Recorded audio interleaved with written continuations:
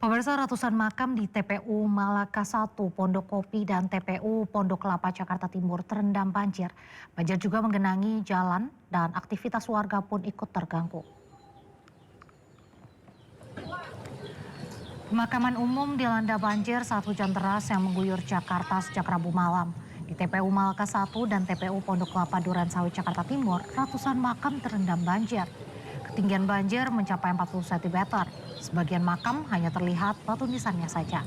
Banjir juga merendam jalan hingga mengganggu aktivitas warga.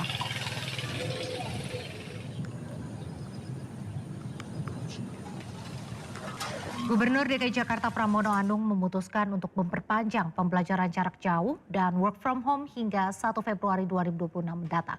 Keputusan tersebut diambil dengan pertimbangan prediksi BMKG yang menyebut hujan intensitas tinggi berlangsung hingga 1 Februari.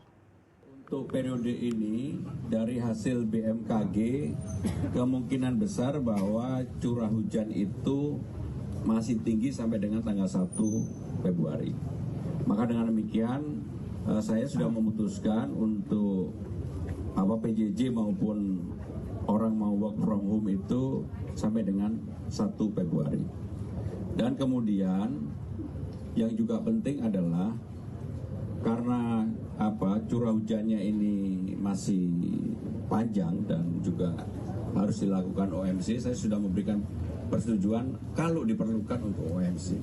Karena kemungkinan curah hujannya masih tinggi termasuk hari ini.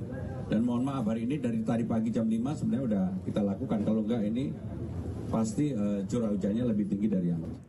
Kita beralih ke informasi lain, pemirsa. Polisi memeriksa manajer almarhumah Lula, Adita Baskara.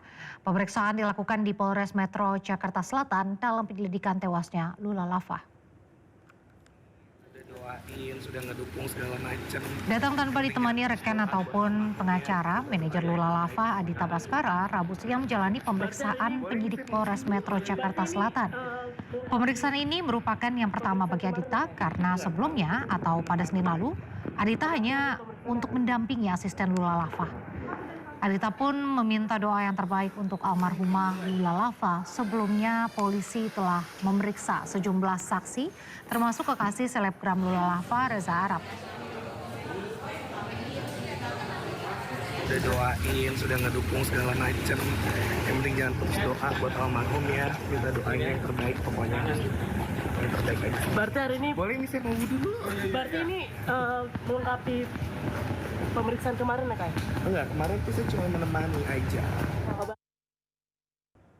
Pemirsa, ramai di media sosial maraknya penyalahgunaan gas tertawa atau nitrous oxide di kalangan anak muda. BNN dan BPOM RI mengingatkan gas tertawa picu ketergantungan dan berbahaya bagi kesehatan.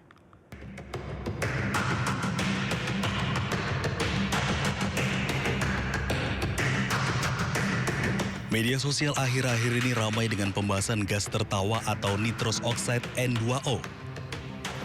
Kepala Badan Narkotika Nasional Komjen Pol Suyudi Aryo Seto menjelaskan senyawa kimia itu sah digunakan dalam dunia medis dan industri. Namun efek euforia singkat yang dihasilkan kini justru disalahgunakan.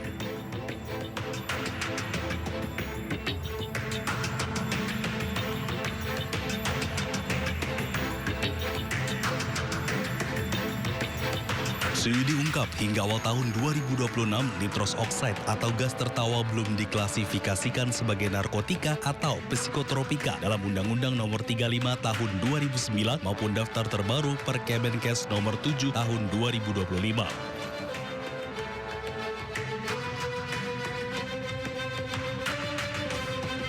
Dan meski tidak masuk UU Narkotika, tren global menunjukkan pengetatan regulasi terhadap zat ini karena meningkatnya kasus penyalahgunaan di kalangan remaja.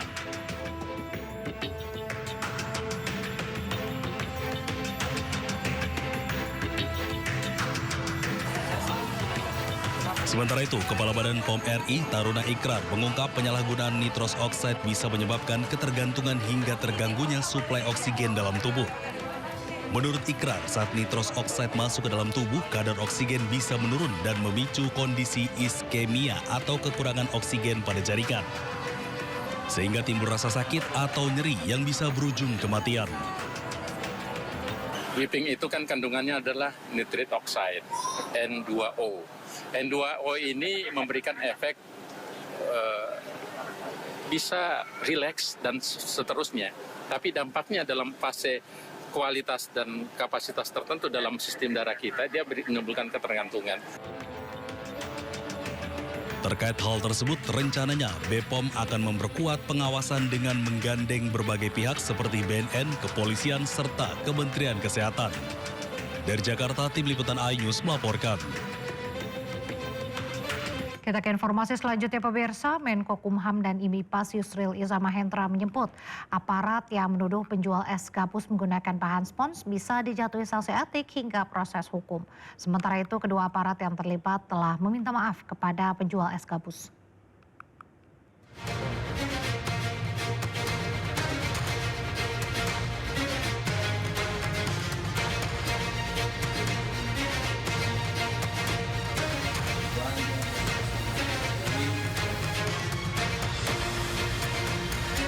Menko Bidang Hukum, HAM, Imigrasi, dan Pemasyarakatan Yusril Iza Mahendra merespons kasus penjual es gabus di Kemayoran, Jakarta Pusat.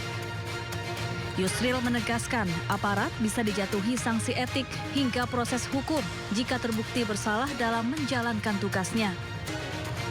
Baik penegakan disiplin maupun pelanggaran etik sampai kepada kemungkinan juga akan mengambil satu langkah hukum terhadap hal itu.